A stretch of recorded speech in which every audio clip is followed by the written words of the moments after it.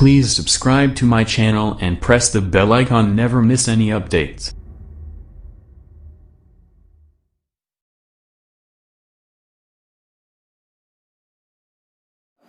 Fringe चौड़ाई नापकर प्रकाश की तरंग दैर्ध्य ज्ञात करना। इसमें आपने पूरा नोट्स बना लिया होगा। ये हम आपको जो इसका डेरिवेशन है वो हम वीडियो के माध्यम से समझा रहे हैं। इस चित्र में यश एक प्रकाश स्रोत है।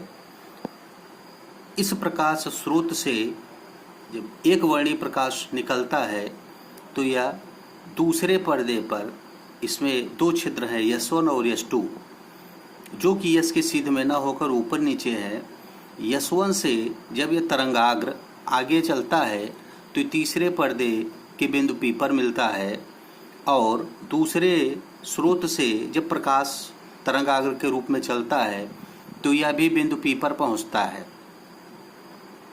S1 और S2 के बीच की दूरी d है। यह तरंग स्रोत S2 से जब P पर पहुंचता है तरंगाग्र, और दूसरा तरंगाग्र जब S1 से P पर पहुंचता है, तो देखिएगा इस चित्र के माध्यम से कि जो प्रकाश स्रोत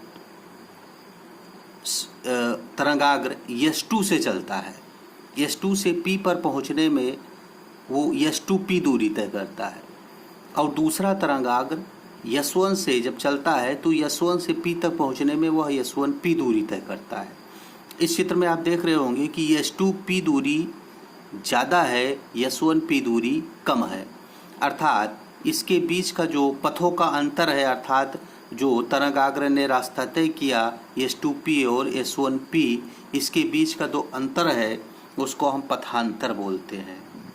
पथांतर माने पथों का अंतर। ये होगा S2P माइनस S1P। ये बराबर क्या होगा?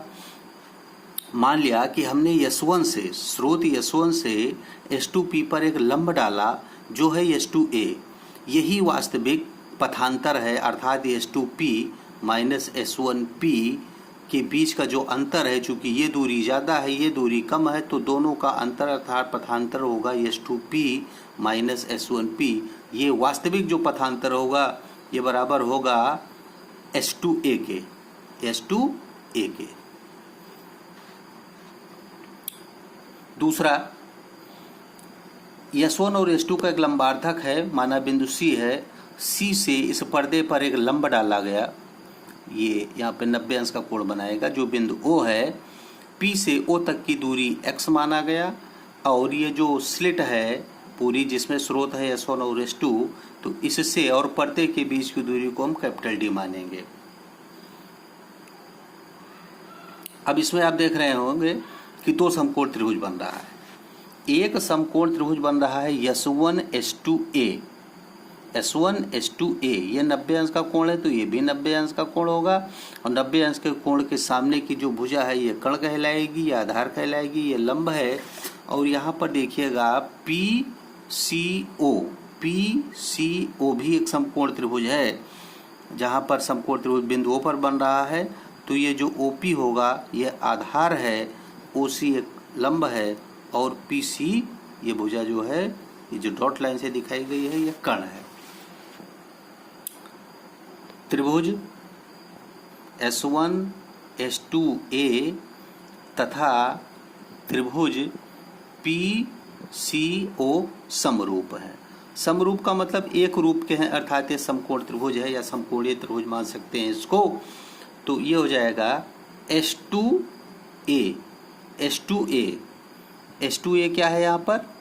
S2A जो है ये आधार है, तो इस त्रिभुज में PO आधार है, अर्थात OP हम मान लेंगे, बराबर S1 S2 इस त्रिभुज के लिए कर्ण का काम करेगा, और PCO के लिए कर्ण का काम करेगा। इस तरह जब हम करेंगे तो ये हो जाएगा हमारा आधार, ये लंब, और ये कर्ण हो जाएगा, अर्थात PC हो जाएगा PC। अब हम क्या करेंगे कि S2A बटे S1 S2 को इधर ले आएंगे और OP को इसके जगह पर ले जाएंगे। तो OP लिखो या PO लिखो, एक ही बात है, और हो जाएगा PC। चित्र में ध्यान से देखिएगा कि C से लेकर O तक की दूरी CO है, C से लेकर P तक की दूरी CP है और S1 S2 CO की तुलना में छोटा होगा, अर्थात हम जो है CP को हम CO के बराबर मान लेंगे। यहाँ लिखेंगे कि चूँकि CP बराबर हो जाएगा CO, CP या PC एक ही बात है, या PC बराबर हो जाएगा CO। तो ऊपर हम रखेंगे कि H2A बटे S1 H2 बराबर PO वही रहेगा और हम PC के जगह पर लिखेंगे CO। तो PO का मान चित्र में देखिएगा, PO का मान है X और CO का मान मतलब स्लिट से लेकर पर्दे के बीच की दूरी है कैपिटल D, तो जाएगा कैपिटल D।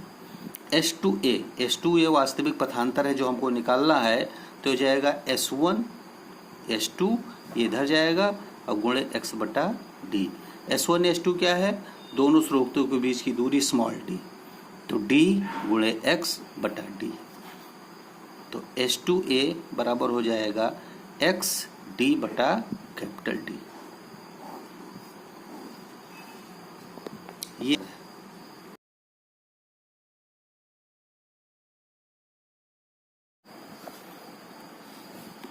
दीप्त फ्रिंज की स्थिति के लिए दीप्त फ्रिंज कहाँ पर होगी? चूंकि अभी हमने पथांतर निकाला कि H2A बराबर XD बटा D होता है, तो इसलिए XD बटा D बराबर m लैम्डा, जहाँ m का मान होगा 0, 1, 2, 3 इस तरह होगा इसका मान। अब हम m का मान 0 रखेंगे तो x d बटा d बराबर m लैम्डा से x का मान निकालें। अगर हम x क्या है?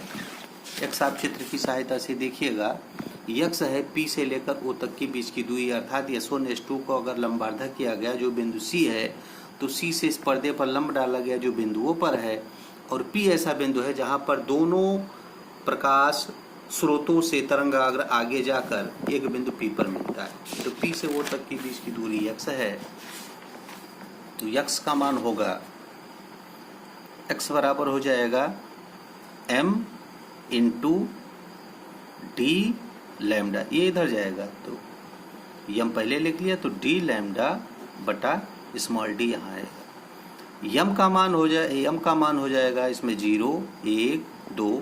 इस परिस्थिति के लिए अगर हम m का मान 0 रखेंगे तो शून्य फ्रिंज होगा, क्योंकि m का मान अगर हमने मान लिया कि m बराबर 0 रखा गया तो x बराबर क्या हो जाएगा? 0 गुणे d लैम्डा बटा d, अर्थात पूरा 0 हो गया, अर्थात वो जो है शून्य फ्रिंज कही जाएगी x बराबर 0 m बराबर 0 रखने पर। और चूंकि m बराबर अगर 1 रखा जाएगा तो पहली दीप्त फ्रिंज की स्थिति आएगी x बराबर m का मान है 1 इंटू डी लैम्डा बटा डी, ये हो जाएगा डी लैम्डा बटा डी, अर्थात पहली दीप्त फ्रिंज की स्थिति का सूत्र यह होगा। अगर m बराबर हम 2 रखते हैं तो यहाँ पर x1 अब यहाँ पर हम शो कर देंगे, इस तरह करेंगे।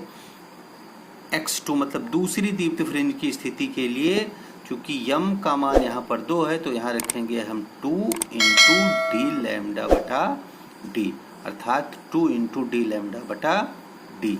इसी प्रकार हम 3, 4, 5 के लिए निकाल सकते हैं। ये दीप्त फ्रिंज की स्थिति के लिए है। अगर m का मान 0 रखा तो शून्य फ्रिंज हो जाएगी, x1 का मान रखा तो पहली दीप्त फ्रिंज के लिए मान होगा, m का मान 2 रखेंगे तो दूसरी दीप्त फ्रिंज के लिए कम होगा। अब हम निकालेंगे अदीप्त फ्रिंज की स्थिति के लिए। अदीप्त फ्रिंज की स्थितियां किस कंडीशन में आती है? आप लोग जानते होंगे कि दीप्त फ्रिंज क्या है और अदीप्त फ्रिंज क्या है। जब किसी बिंदु पर परिणामी तीव्रता का मान अधिकतम होता है तो वहां पर दीप्त फ्रिंज बनती है, और जिन बिंदुओं पर परिणामी तीव्रता का मान 0 या न्यूनतम होता है वहां पर अदीप्त फ्रिंज बनती है। चूंकि ये सूत्र यही लगेगा यहाँ पे कि H2A बराबर XD बटा D, तो यहाँ पर अदीप्त फ्रिंज की स्थिति के लिए होगा XD बटा D बराबर m माइनस, ध्यान से देखिएगा, m माइनस 1/2 इंटू लैम्डा, ये सूत्र है, जहाँ पर यम का मान होगा 1, 2, 3। इस तरह हम एक रखते चले जाएंगे। तो जब हम यम का मान 1 रखेंगे, यम का मान 1 रखेंगे तो हो जाएगा XD बटा D बराबर, ध्यान से देखिएगा, यहाँ पर यम का मान 1 है तो 1 माइनस 1/2 इंटू लैम्डा। 1 माइनस 1/2 मतलब 1/2, तो हो जाएगा लैम्डा बाई 2। यहाँ से अगर हम x का मान निकालेंगे, x की वैल्यू हो जाएगी यहाँ पर, ये d यहाँ चला जाएगा, तो d लैम्डा अपान 2d, 2d, ये d इधर चला जाएगा। ये हमारा यहाँ पर हम 1 रखेंगे, मतलब यम का मान जब 1 रखा तो x1 मतलब पहली अद्वितीय फ्रिंज की स्थिति का ये सूत्र होगा। और अगर हम यम का मान 2 रखेंगे तो इसी सूत्र से x2 बराबर यम का मान 2 रखिए तो जाएगा 2 minus 1/2 into lambda into D बटा डी। तो 2 माइनस 1/2 मतलब 2 दूनी 4, 4 में से 1 गया 3, तो जाएगा 3 डी लैम्डा बटे 2d। इसी प्रकार अगर हम x का मान, यम का मान 3 रखेंगे तो आगे हम अपने आप स्वयं हल कर लेंगे। अर्थात जब यम का मान 0, 1, 2 तो दीप्त फ्रिंज की स्थिति के लिए यहाँ पर मान निकलेगा, और अद्वितीय फ्रिंज की स्थितियों के लिए जब यम का मान हम 1, 2, 3 का रखेंगे। इस प्रकार हमने आपको फ्रिंज की चौड़ाई के लिए भी आपको भेजा था, जो आप इन्हीं सूत्रों की सहायता से उसको स्वयं अध्ययन करेंगे, उसमें और आपको बताने की जरूरत नहीं है। एक चीज़ मैं और कहना चाहता हूँ, अगर लॉकडाउन की परिस्थिति अगस्त के बाद भी जारी रही तो आप लोग गूगल मीट डाउनलोड कर ले और उसी के माध्यम से आगे की पढ़ाई आपको पढ़ाई जाएगी। धन्यवाद।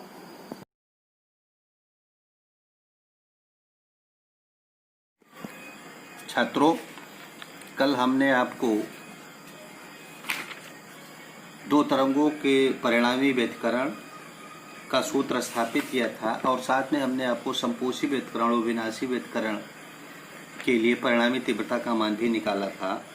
आज हम आपको यंग का व्यतिकरण संबंधी द्वितीय रेखा छिद्र प्रयोग के बारे में ये हम आपको समझाएंगे। इसको हमने आपको पहले ही नोट्स के रूप में बनाने के लिए व्हाट्सएप के माध्यम से दिया था। सर थॉमस यंग एक वैज्ञानिक थे, उन्होंने व्यतिकरण संबंधी प्रयोग किया, जिसको हम व्यतिकरण संबंधी थॉमस यंग का द्वितीय रेखा छिद्र प्रयोग कहते हैं। इसमें उन्होंने 3 पर्दे लिए, L, M और N। पर्दा L में एक छिद्र है S, पर्दे M में 2 छिद्र हैं S1 और S2, जो कि S के सीध में न होकर ऊपर नीचे है, और पर्दा M से थोड़ी दूरी पर स्थित है।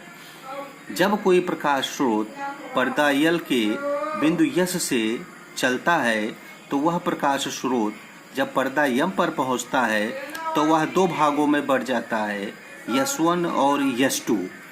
S1 से चूंकि प्रकाश तरंगों के रूप में आगे बढ़ता है तो छिद्र S1 से यह प्रकाश तरंग के रूप में अर्धवृत्ताकार के रूप में चलता है, और ठीक स्रोत S2 से वही प्रकाश तरंग के रूप में अर्धवृत्ताकार रूप में आगे बढ़ता है, जो कि पर्दे N पर आकर टकराता है। S1 से जो प्रकाश तरंग के रूप में आगे बढ़ता है और S2 से जो प्रकाश तरंग के रूप में आगे बढ़ता है, ये दोनों तरंगें एक दूसरे को काटती हुई प्रतीत होती हैं, जैसा कि आप चित्र में देख रहे हैं। ये प्रकाश तरंगें एक दूसरे को काटती हैं। चित्र में आप देख रहे हैं कि कुछ बिंदु पर काला डॉट पॉइंट है, काले बिंदु से प्रदर्शित किया गया है, और कुछ बिंदुओं को आप बहुत ध्यान से देखिए, ये एक वृत्त की भांति प्रदर्शित की गई है, वृत्त की भांति प्रदर्शित की गई है, और कुछ बिंदु काले बिंदु के द्वारा प्रदर्शित किया गया है। अभी हम आपको समझाएंगे कि ये काला बिंदु क्यों है और ये सफ़ेद वृत्त क्यों है। ये दोनों तरंगे आपस में काले और सफ़ेद वृत्त से होती हुई पर्दे यन पर पहुंचती हैं। यहाँ पर बहुत ध्यान से देखिएगा कि जहाँ पर ये वृत्त के द्वारा आपको दिखाया गया है, ये पर्दा यन पर बी का मतलब ब्राइट, ब्राइट का मतलब चमकीला दिखाई देता है, और जो काले बिंदु के द्वारा दर्शाया गया है ये पर्दे पर डॉट, और डी का मतलब डार्क, मतलब काला दिखाया गया है। जो वृत्त के द्वारा दिखाया गया है वो ब्राइट है, जो काले बिंदु के द्वारा दिखाया गया है वो डार्क है। ये पर्दे पर एकांतर क्रम में, एकांतर क्रम का मतलब है एक बार ब्राइट है, एक डार्क है, ब्राइट है, डार्क है, ब्राइट है, डार्क है, एकांतर क्रम में दिखाया गया है। जैसा कि नीचे चित्र में दिखाया गया है, एकांतर क्रम में dark bright, dark bright, dark bright इस रूप में बनता है। ये जो एकांतर क्रम में आप देख रहे हैं B D B D, B का मतलब है ब्राइट, डी का मतलब डार्क, बी का मतलब ब्राइट, डी का मतलब डार्क, इनको हम फ्रिंजे कहते हैं। ये इस नीचे के चित्र में स्पष्ट रूप से दिखाया गया है, इन्हीं को फ्रिंजे कहते हैं।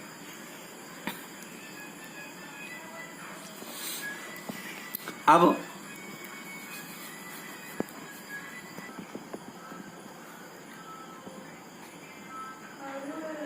यज्ञ के प्रयोग के द्वारा फ्रिंजों के बनने की तरंग सिद्धांत द्वारा व्याख्या इसी चित्र के माध्यम से किया जाएगा। ध्यान से देखिएगा कि जिन स्थानों पर ये काले बिंदु के द्वारा दिखाया गया है और जिन स्थानों पर ये वृत्त के द्वारा दिखाया गया है जो काला नहीं है, इसको तरंग सिद्धांत के आधार पर हम समझ सकते हैं कि जिन स्थानों पर परिणामी आयाम उन तरंगों की तीव्रताओं की योग के बराबर है। ध्यान से समझिएगा, ये कल मैं आपको समझा चुका हूँ और नोट्स भी आपने बनाया होगा कि जिन स्थानों पर तरंगों के परिणामी आयाम इनकी परिणामी तीव्रताओं के योग के बराबर है, परिणामी आयाम योग के बराबर है, उन स्थानों पर परिणामी तीव्रता अधिकतम होती है। उन स्थानों पर परिणामी तीव्रता अधिकतम होती है। इसलिए इसको बी से दिखाया गया है ब्राइट है, और जिन स्थानों पर परिणामी आयाम दोनों तरंगिकाओं के आयामों के अंतर के बराबर होता है, दोनों तरंगिकाओं के आयामों के अंतर के बराबर होता है, वहाँ पर परिणामी तीव्रता न्यूनतम या शून्य पाई जाती है। उस स्थान को हम डार्क से प्रदर्शित करते हैं। अर्थात ध्यान से समझिए कि जहाँ पर ये वृत्त दिखाई दे रहा है, यहाँ पर परिणामी तीव्रता अधिकतम होती है दोनों तरंगिकाओं की, और जिन स्थान पर ये काला बिंदु द्वारा प्रदर्शित किया गया है उन स्थानों पर परिणामी तीव्रता का मान न्यूनतम होता है। जो वृत्तों के द्वारा आप प्रदर्शित किया गया है, इनको जो मिलाने वाली रेखा है, ध्यान से देखिए, इनको जो मिलाने वाली रेखा है जो पर्दे पर भी प्रदर्शित कर रहा है, इस रेखा को जिसकी परिणामी तीव्रता अधिकतम है उसको मिलाने वाली जो रेखाएं हैं उसको हम प्रस्पंद रेखाएं कहते हैं, एंटी नोडल लाइंस कहते हैं। और जिन बिंदुओं पर परिणामी तीव्रता का मान न्यूनतम या शून्य होता है वहाँ पर डार्क फ्रिंजें बनती हैं। उसको, उस बिंदुओं को मिलाने वाली जो रेखा है उसको हम निस्पंद रेखाएं कहते हैं। ये चीज़ें हमने आपको नोट्स बनाने के लिए पहले ही दे दिया था। इस वीडियो को बहुत ही ध्यान से आप लोग देखिएगा, समझिएगा और नोट्स को ज़रूर अध्ययन कीजिएगा। शेष हम फ्रिंज चौड़ाई नापने की प्रकाश के तरंग दैर्घ्य की जो विधि है वो हम आपको अगले वीडियो में बना के देंगे। धन्यवाद।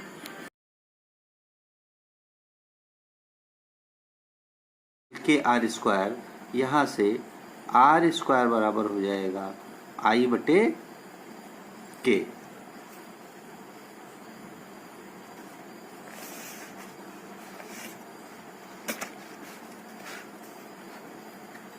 वैल्यू हम यहाँ रख देंगे इस समीकरण में आर स्क्वायर। आर स्क्वायर का मतलब है आई बटे के, आई अपान के। ए वन स्क्वायर की वैल्यू हो जाएगी आई वन अपान के प्लस ए टू स्क्वायर की वैल्यू हो जाएगी आई टू बटे के प्लस टू ए वन स्क्वायर बराबर आई वन बटा के।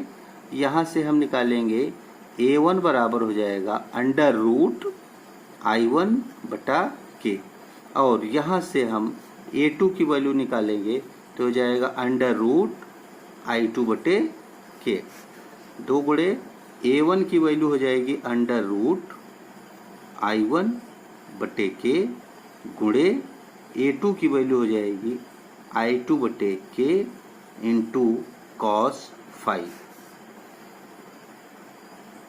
तो आई बटे के बराबर आई वन बटे के प्लस आई टू बटे के plus two into I one बटे के गुणे आई टू बटे के एक ब्रैकेट में कर देंगे तो हो जाएगा आई वन आई टू बटे के स्क्वायर इंटू कॉस फाइव।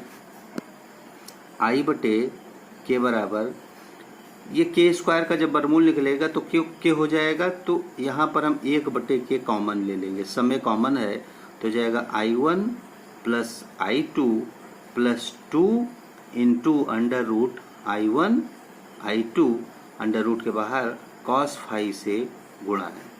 के कैंसिल हो गया तो आई बराबर हो जाएगा I one plus I two plus two into under root I one into I two into cos five. ये इसकी दो तरंगों की परिणामी तीव्रता है। आई बराबर I one plus I two plus two into under root I one into I two into cos five. अब हमने आपको व्यतिकरण में बताया था संपोषी व्यतिकरण और विनाशी व्यतिकरण क्या होता है।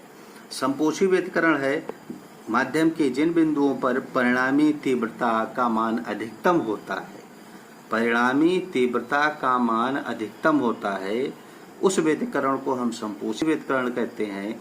और माध्यम के जिन बिंदुओं पर परिणामी तीव्रता का मान न्यूनतम या शून्य होता है, उस व्यतिकरण को हम विनाशी व्यतिकरण कहते हैं। हम यहाँ पर संपोषी व्यतिकरण के लिए लिखेंगे। संपोषी व्यतिकरण के लिए यह हमने नोट्स में आपको समझाया हुआ है, इसलिए हम रफ में आपको समझा रहे हैं। संपोषी व्यतिकरण क्या होता है?